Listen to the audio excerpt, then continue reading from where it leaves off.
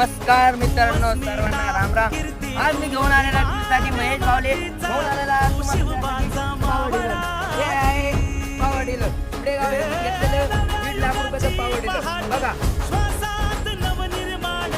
नमस्कार मित्रांनो, आज मी तुम्हाला प्रात्यक्षिक करून दाखवत आहे.